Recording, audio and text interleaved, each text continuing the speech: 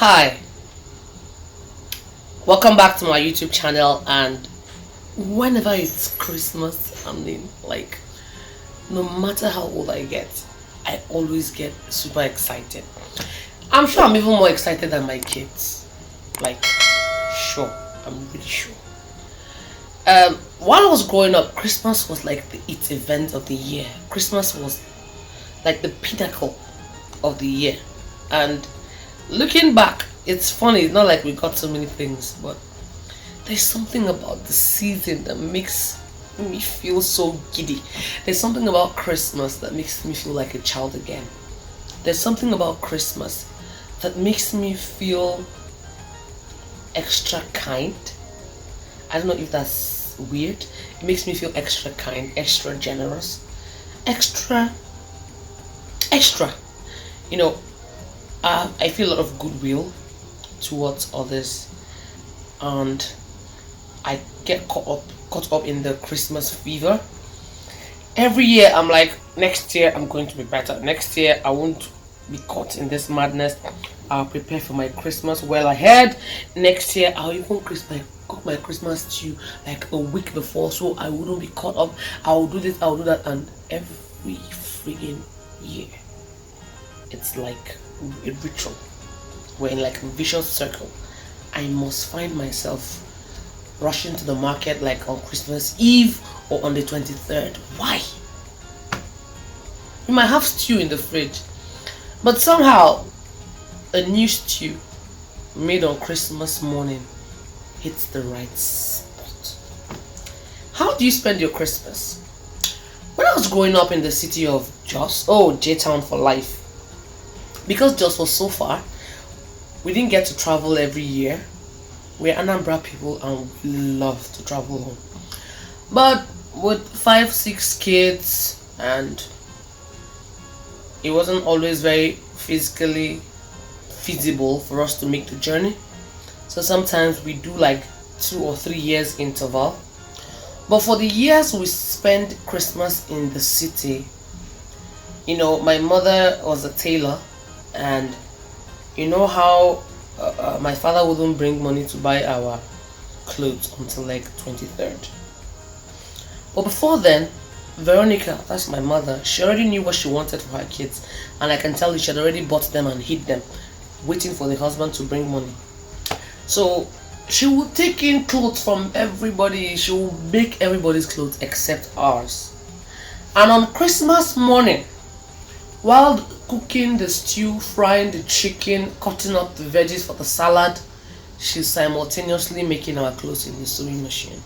So the sound of our sewing machine on Christmas was like a staple. It was part of our Christmas ritual. And because I was the only one who had any kind of tailoring experience, I was the one who got to sew in the buttons, tuck the necklines, iron the hems and all that. So while others were having their baths, I was busy putting the finishing touches to their clothes. And sometimes my dress is the last to finish. In fact, there was a year I can remember, she said, "Choma, I'm sorry I can't make your clothes. I promise you double during New Year." I agreed. So you know how she'll cut the same fabric and make dresses for all of us? I can still remember the styles.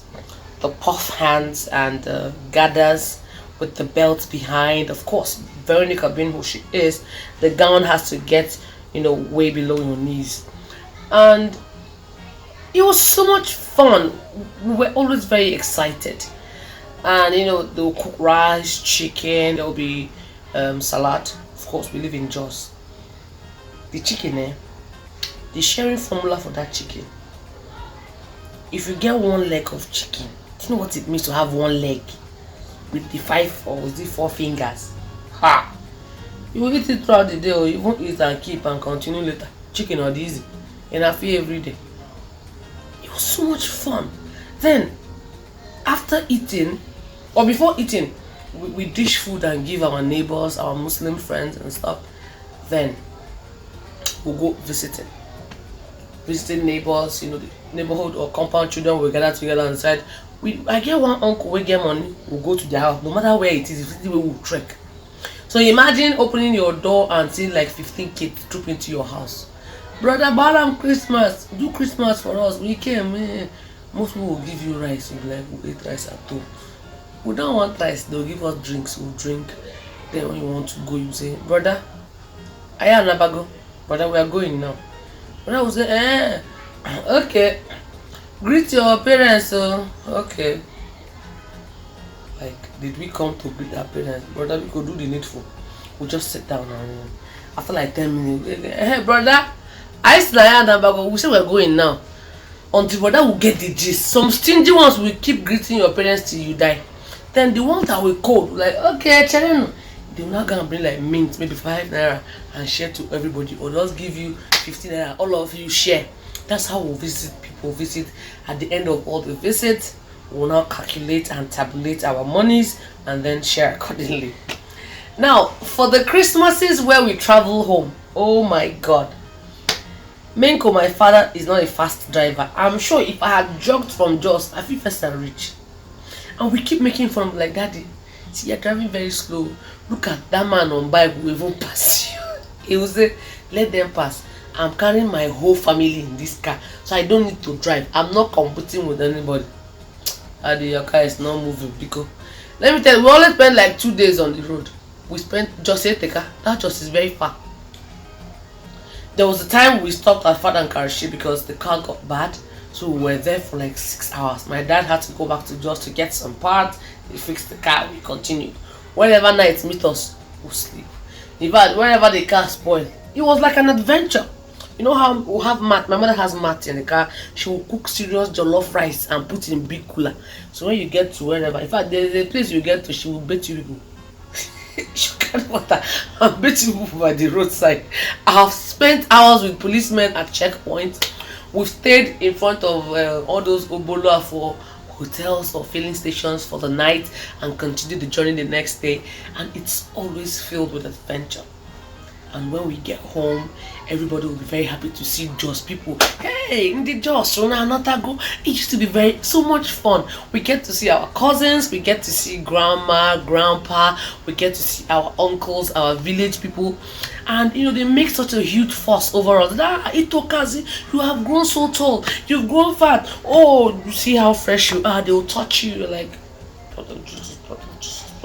that auntie looks like a witch because of any tobacco stained teeth, and it was beautiful. Now that we're older, we try to keep those family traditions alive, and almost every Christmas, in fact, since I got married, I think I've spent Christmas in Port Harcourt like twice, I think, because I had the baby. The first was when I had the baby. The second was when I had Rizzy because I was heavily pregnant, so I couldn't travel. But apart from these 2 times, I always go home to Anambra. I always go home. As in, I love it, like a glorious homecoming. When you come home and you now try to meet up with your cousins, your childhood friends, your relatives that you've not seen in a long time. You try to attend village functions like weddings in your kindred, marriages, meetings. It's fun, and if you're an Anambra person, or if you've ever spent an Anambra Christmas, you have an idea of what I'm talking about. Anambra is always very bubbly every Christmas. Traffic, even the traffic is an experience on its own. When you're going to an event, you're like praying, will we do this wedding on traffic or we'll get to our destination? If it's too much, you stop by the wayside and catch fun and beg. You cannot kill yourself. So I love it, and I love the fact that we have so much immersed the kids in that.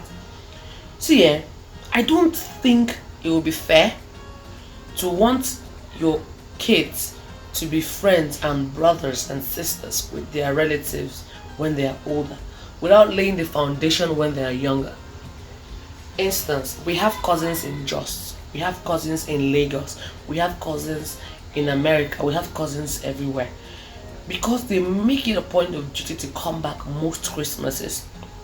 The kids are friendlier, they are well in tune throughout the year they may not see, but they chat. When you make a call, place a call to their parents, the kids ask to speak to each other, and when they see in December, it's like picking up from where they left off last year. There's no vacuum, there's no limbo, there's no feeling of can I remember this person? No, the kids know themselves, and when they are much older, I find it hard to believe that they will fight over land, or they will fight over who owns what, because these guys are bonded. Even when their parents have issues, they're quarreling, it doesn't concern them. Kids are kids, they are relatives, they are blood. So Christmas in Ibuku, Christmas in Akpo, I try to take them to my parents. They see their cousins from their maternal side, they play, their grandparents play with them, touch their cheeks, and generally show them off. You know how parents love showing their grandkids off. You're like, oh, this is Chama's daughter. Chama married in Ibuku. This is Kate's daughter. This is, that's what grandparents are there for, to spoil their kids silly and to ensure that their children do not beat their grandchildren. I don't get it. You nearly killed me as my mother. Now I want to come and just knock my son a little. You're telling me not to knock him. Mommy, are you an alien? But that's what grandparents are for. So how do you spend Christmas? What do you do on Christmas Day? Do you travel? Do you stay in the township? Or are you not traveling because you feel my parents are dead, so who am I going to meet? Stuff like that. Let me know how Christmas goes on your end.